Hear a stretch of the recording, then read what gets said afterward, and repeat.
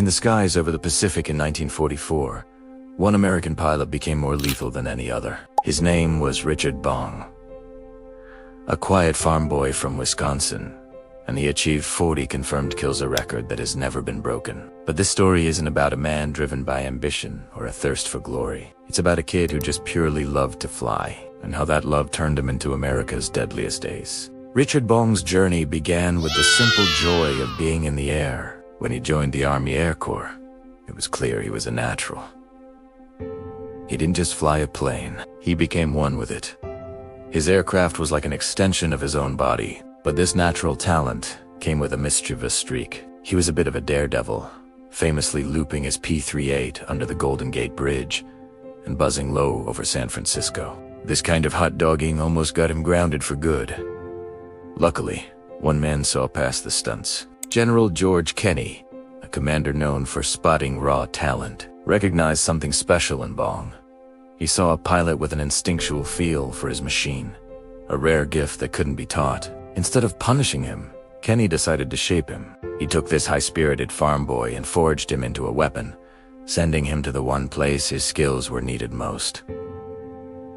The war in the Pacific. When Bong arrived at the front, he was handed the keys to one of the most revolutionary aircraft of its time, the P-38 Lightning.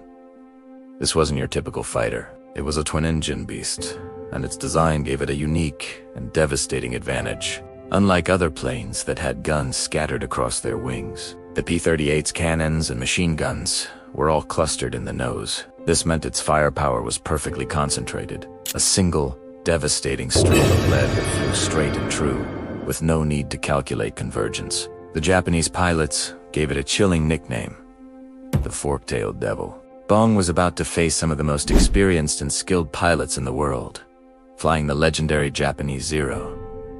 The Zero was famous for its incredible maneuverability. It could turn on a dime, and in a traditional dogfight, it was almost unbeatable. Many Allied pilots had fallen into the trap of trying to outturn a Zero, and they paid the ultimate price. Bong Kanautis.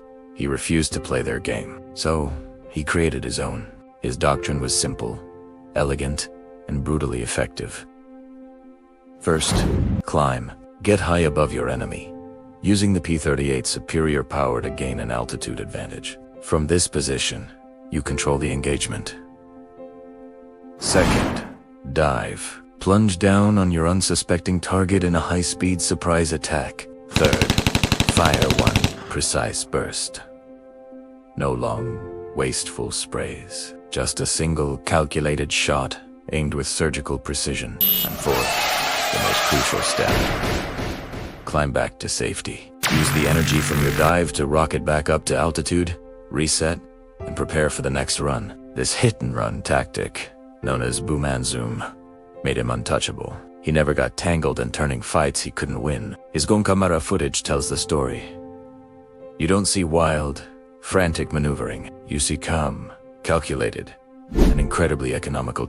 A blip appears on the horizon, grows larger, and then, with a single, short burst of fire, it erupts in flame and smoke. Bong was a surgeon with his guns, a master of aerial geometry. The Japanese pilots never knew what hit them. By the end of 1943, Bong had racked up 21 kills. He was sent home on leave, hailed as a national hero.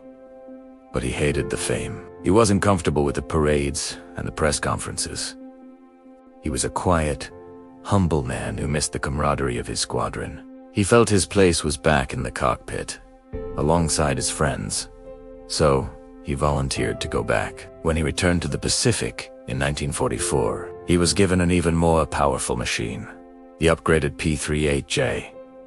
This new model had improved engines and better cooling, turning an already formidable fighter into an unstoppable force. With this new plane, Bong became a legend. In one famous engagement, his engine was crippled by enemy fire. Most pilots would have disengaged and tried to limp home. Not Bong. With one engine sputtering and trailing smoke, he calmly lined up another enemy plane in his sights and shot it down before turning for his base. This act of sheer skill and nerve cemented his status as an icon. His victory tally kept climbing. 28, 35, 38. By December 1944, he reached the magic number, 40. 40 confirmed aerial victories. He had surpassed the World War I record of Eddie Rickenbacker and every other American ace of World War II. He was now, officially, the Ace of Aces. At this point, the high command got nervous. General Douglas MacArthur himself stepped in. Richard Bong was more than just a pilot now. He was a national symbol of hope and heroism. His loss would be a devastating blow to morale. MacArthur ordered him grounded, permanently. He was too valuable to risk. Bong reluctantly accepted. He returned home to a hero's welcome, this time for good. He received the Medal of Honor from MacArthur, who called him a man of unflinching courage and consummately skilled marksmanship.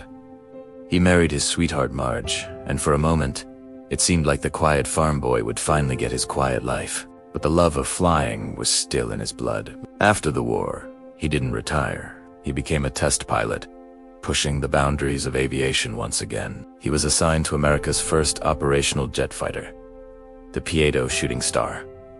He was on the cutting edge, ushering in a new era of speed and power. Tragically, this new chapter would be his last. On August 6, 1945, the very same day the atomic bomb was dropped on Hiroshima, Bong took off in a P-80 for a routine acceptance flight. Just moments after lifting off, the jet's primary fuel pump failed. He followed emergency procedure, switching to the backup, but it was too late. The aircraft stalled and crashed. Richard Bong, America's deadliest ace, was killed instantly. He was only 24 years old. His death was tragically overshadowed by the earth-shattering news from Japan. The world was entering the nuclear age, and the story of a single pilot, even one as great as Bong, was lost in the headlines. But his legacy remains: 40 aerial victories, over 200 combat missions, and a flawless tactical mastery that has never been matched. Richard Bong proved that true greatness isn't born from aggression or ego. It comes from calm precision, quiet confidence, and a pure, unadulterated love for what you do. He was a farm boy from Wisconsin who rose from the fields to the skies of legend. And his story is a timeless reminder of the quiet heroes who shape our history. Thanks so much for watching. If you enjoyed this story, please give us a like and consider subscribing for more tales of incredible individuals. We'll see you in the next one.